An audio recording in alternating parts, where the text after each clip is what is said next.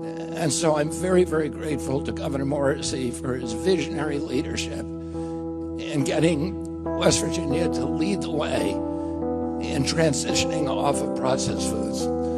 In an unexpected move, Robert F. Kennedy Jr., newly appointed Secretary of the U.S. Department of Health and Human Services, HHS, has shocked the American food industry with a bold plan to overhaul food safety regulations. On March 10, 2025, he led a high-stakes closed-door meeting with the CEOs of major food industry players like PepsiCo, General Mills, Smucker's, Kraft Heinz, and Kellogg's, demanding that they remove harmful ingredients, specifically artificial food dyes, from their products. Kennedy's agenda, which centers around eliminating potentially harmful additives and chemicals from the American food supply, is part of his broader Make America Healthy Again initiative. With his strong stance against food dyes and chemicals, Kennedy is setting the stage for a radical shift in how Americans eat, with a focus on health, transparency, and consumer safety. The food industry giants are now on notice, as Kennedy pressures them to make significant changes or face government action. Stance on food dyes. Robert F. Kennedy Jr. has been a vocal advocate against the widespread use of artificial food dyes, which have become a staple in many processed foods like breakfast cereals, candies, and snacks.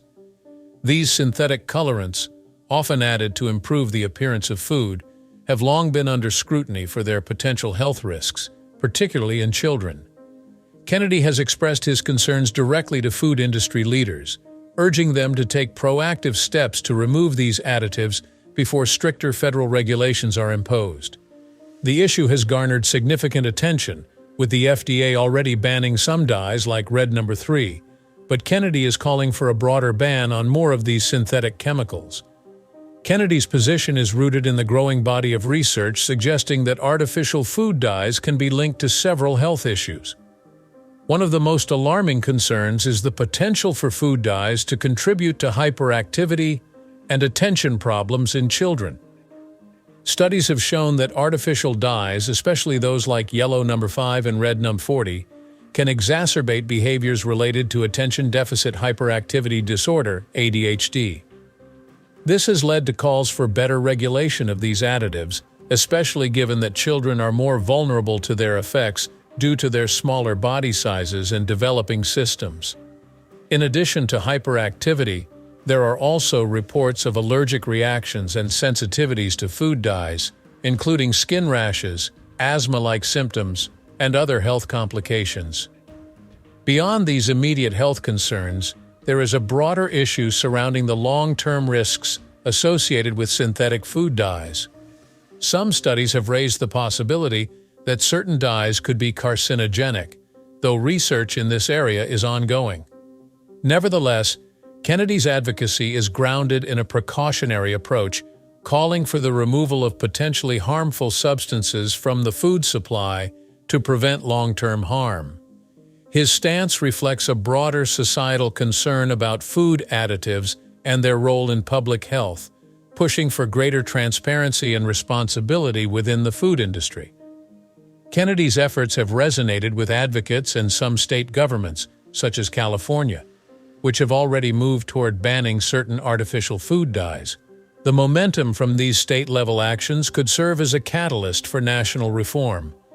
His call for a ban aligns with a larger movement toward prioritizing consumer health over industry profits. By pressuring food manufacturers to eliminate harmful additives, Kennedy hopes to ensure that food products are safer, particularly for vulnerable populations like children. The role of FDA in food safety. Kennedy's proposals go beyond addressing specific food additives, calling for broader reform of the FDA's role in food safety. The agency has long faced criticism for its perceived leniency in regulating food ingredients, often allowing companies to introduce new chemicals without sufficient scrutiny. One of the key points in Kennedy's agenda is the elimination of the generally recognized as safe (GRAS) process, a system that has been criticized for enabling food manufacturers to add substances to products without rigorous safety evaluations. The GRAS process allows food companies to self-certify the safety of certain ingredients bypassing extensive testing by the FDA. While this system was originally intended to speed up the approval of commonly used ingredients, it has raised concerns about the potential risks posed by substances that have not undergone thorough review. Critics argue that this loophole has been exploited by the food industry, resulting in the inclusion of questionable additives and chemicals in widely consumed foods. As a result, Kennedy advocates for eliminating this process to ensure that the FDA has a more active role in determining the safety of food ingredients. A shift away from the GRAS system would give the FDA more authority to evaluate the potential risks of new substances before they are allowed in the food supply. This could lead to stricter oversight of food additives, enhancing consumer safety. Kennedy's push for stronger federal oversight is driven by a desire to protect public health and reduce the prevalence of potentially harmful ingredients in the food system. By reforming the regulatory framework, he hopes to create a safer, more transparent environment for food consumers across the country. Seed oils and ultra-processed foods. Kennedy's campaign extends beyond food dyes to address the widespread use of seed oils, which are commonly found in processed foods and cooking. Oils like canola, soybean, and sunflower oil have become staples in fast food, packaged snacks, and ready-to-eat meals. These oils are rich in omega-6 fatty acids, which Kennedy believes play a significant role in the growing obesity epidemic in the United States. According to his view, when consumed in large quantities, omega-6 rich oils can promote inflammation, a key factor in the development of several chronic health conditions including heart disease, diabetes, and even obesity. The concern over omega-6 fatty acids revolves around the balance between omega-6 and omega-3 fatty acids in the diet. While omega-3s found in foods like fish and flax seeds are considered anti-inflammatory, omega-6s are believed to have pro-inflammatory effects when consumed excessively, especially in relation to omega-3s. In Kennedy's view, the modern Western diet, which relies heavily on processed foods containing high amounts of seed oils, has upset this delicate balance, potentially contributing to a range of inflammatory diseases. As inflammation is a root cause of many chronic conditions, Kennedy argues that limiting or eliminating seed oils from the diet could be a crucial step in improving public health. This perspective, however, is controversial and not universally accepted by nutritionists. Many health experts argue that seed oils are a healthier alternative to saturated fats, such as butter and lard, which have long been linked to cardiovascular problems. Supporters of seed oils highlight their high levels of unsaturated fats, which are known to lower bad cholesterol levels and reduce the risk of heart disease when consumed in moderation. Some even argue that the emphasis on omega-6s in relation to heart health may be overstated, with many factors contributing to chronic diseases beyond the types of oils used in cooking. Kennedy's stance aligns with a broader movement that advocates for reducing the consumption of ultra-processed foods. These foods, which often rely heavily on seed oils, additives, preservatives, and unhealthy fats, have been linked to a wide range of health problems. Products such as frozen pizzas, sugary cereals, chips, and packaged snacks are at the center of this debate, with increasing evidence suggesting they contribute to the rise in obesity, cancer, cardiovascular disease, and other serious health issues.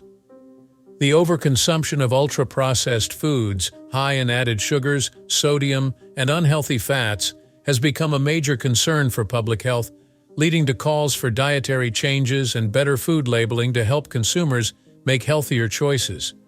Kennedy's advocacy for reducing seed oils and ultra-processed foods is part of his broader campaign to encourage healthier eating habits and address the growing public health crisis. While his position is contentious and challenges mainstream nutrition advice, it contributes to an ongoing debate about the best ways to improve the nation's food system and promote long-term well-being.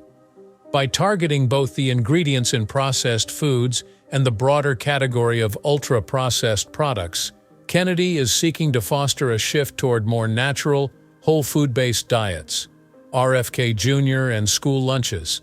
One area where Robert F. Kennedy Jr.'s advocacy could have a substantial impact is in the regulation of school lunches, a system that has long been criticized for providing highly processed, nutritionally inadequate meals.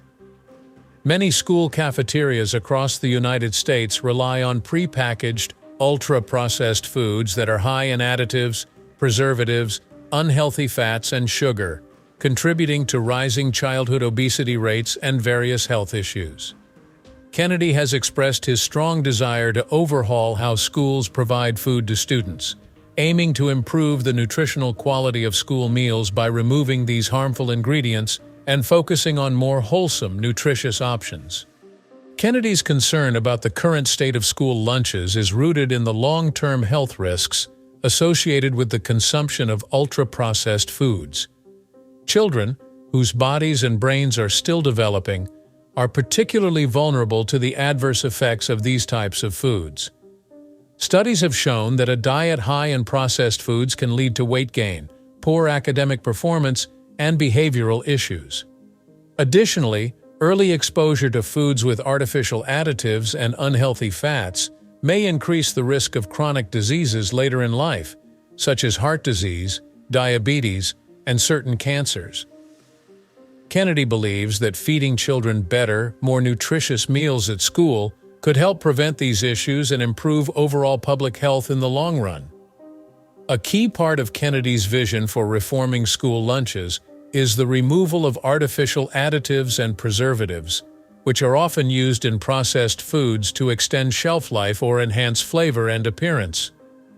These ingredients, including artificial food dyes and preservatives like sodium nitrate, have been linked to a range of health problems, including allergic reactions, hyperactivity, and even cancer.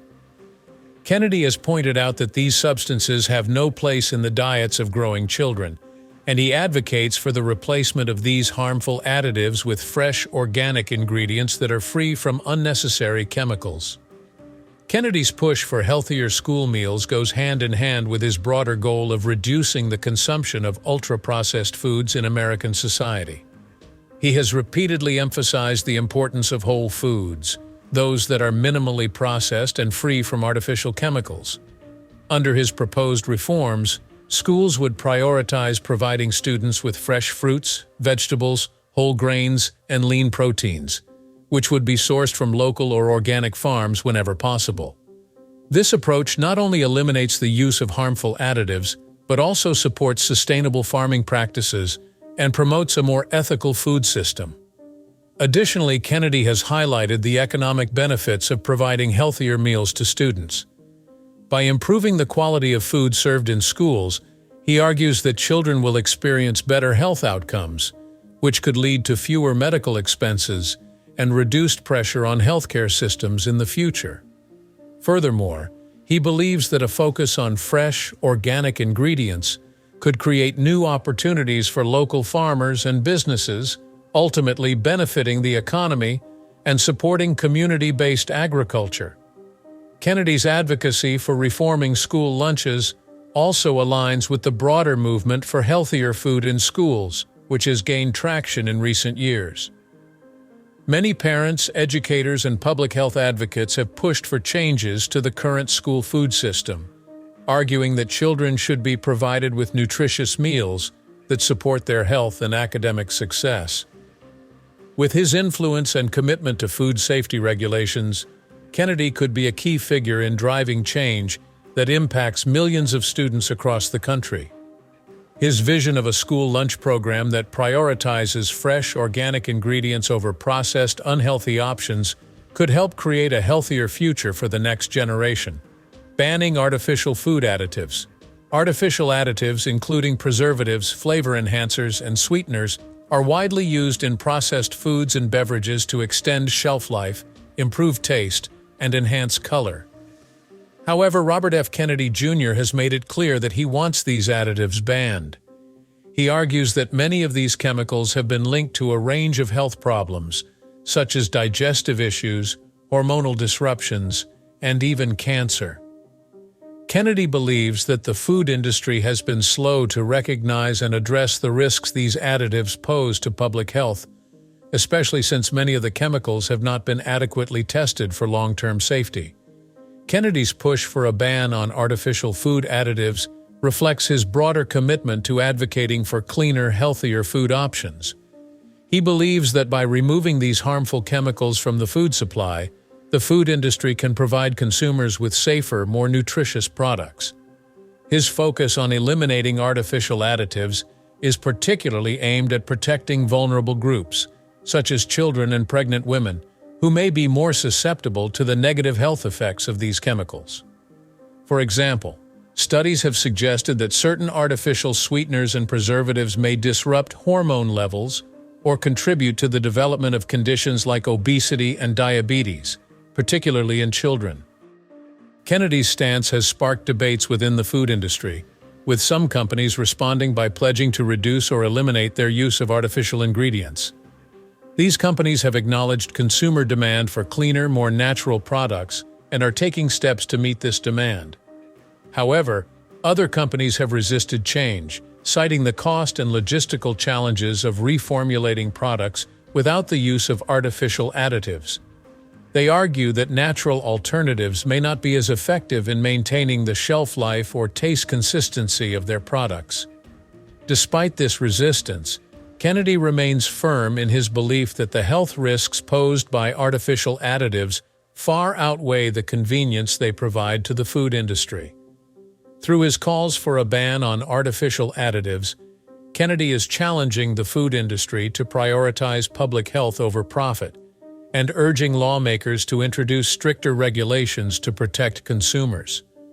His proposals have gained traction among health advocates and some policymakers, contributing to the growing movement for cleaner, more transparent food systems. While the debate over artificial additives continues, Kennedy's advocacy highlights the need for a more cautious and health-conscious approach to the food we consume. The fight against big food. Kennedy's efforts to reform the American food system are expected to face significant resistance from the powerful food industry. Major companies such as PepsiCo, General Mills, and Kraft Heinz dominate the global food market and possess considerable financial and political influence. These corporations have the resources to lobby against regulatory changes that could impact their bottom lines, and Kennedy's proposals to ban artificial additives, food dyes, and harmful chemicals could be viewed as a direct threat to their operations. The food industry is well known for its ability to sway policymakers and block regulations that might negatively affect their profits. Despite the challenges, Kennedy remains resolute in his mission. He has made it clear that he is willing to confront the food industry head-on to protect public health. His Make America Healthy Again initiative aims to do more than simply remove harmful ingredients from the food supply. It seeks to shift the cultural mindset surrounding food and health. Kennedy argues that the American public has been unknowingly poisoned by the food industry, which prioritizes profit over the well-being of consumers. He believes that the over-reliance on processed foods, loaded with artificial ingredients, has contributed to the nation's growing health crisis, including rising rates of obesity, heart disease, and diabetes. Kennedy's initiative goes beyond regulatory reform. It's about educating the public and changing the food culture to promote healthier, more sustainable choices. By taking on big food, Kennedy hopes to create a system that prioritizes human health rather than corporate interests. Though the battle against the entrenched food industry will be difficult, his stance reflects a deep commitment to ensuring that future generations have access to safer, cleaner, and more nutritious food. Kennedy's proposals to reform the American food system have received support from public health advocates, but have also sparked significant opposition, particularly from the food industry. Critics argue that his plan could lead to higher food prices, which would disproportionately affect consumers, especially lower-income families. The cost of reformulating products without artificial additives or chemicals could increase production costs, potentially passing the burden onto consumers. Additionally, there are concerns about the potential disruption to the food supply chain. Given the complexity of food manufacturing processes and the widespread use of artificial ingredients in many products, implementing such sweeping changes may prove logistically difficult and costly for food manufacturers. Beyond industry pushback, Kennedy is also likely to face political challenges as his proposals touch on the broader issues of regulation and economic impact.